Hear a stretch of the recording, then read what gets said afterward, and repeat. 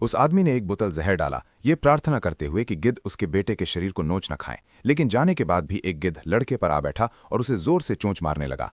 तेज दर्द से लड़का जाग उठा। उसने गिद्ध को खाई में फेंक दिया। लड़के को एहसास हुआ कि वो चट्टान पर फंसा हुआ है। उसने बेताबी से अपने पिता को पुकारा, लेकिन कोई जवाब नहीं आया। फिर उसने चिकनी पत्थर की दीवार पर चढ़ने की कोशिश की। पैर रखने की कोई जगह नहीं थी। वो बस चट्टान की एक दरार को पकड़ सका। उसका पूरा शरीर उस खड़ी चट्टान की दीवार पर लटका था। उसी पल आसमान से मूसलाधार बारिश शुरू हो गई।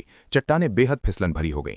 लड़के की ताकत धीरे धीरे जवाब देने लगी और बारिश का पानी बढ़ता रहा। हिम्मत जुटाकर उसने छलांग लगा दी। अगले दिन लड़का कीचड़ में होश में आया। उसकी टांग बुरी तरह घायल थी और वो जंगल में बिल्कुल अकेला था। वो बड़ी मुश्किल से रेंगते हुए पहले एक पोखर तक पहुंचा और पानी पिया।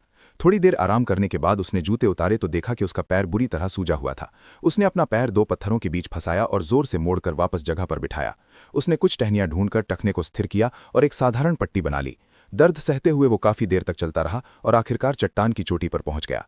वहां उसने अपना खुद का कब्र का पत्थर देखा।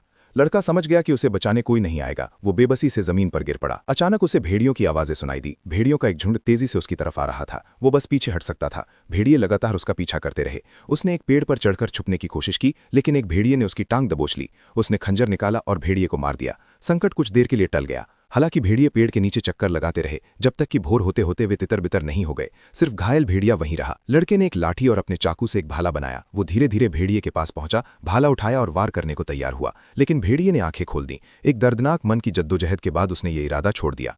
जब लड़के ने उसे छूने की कोशिश की तो भेड़िए ने दांत दिखाए। इसलिए लड़के ने एक रस्सी निकाली और भेड़िए का मुंह बांध दिया ताकि वो काट न सके।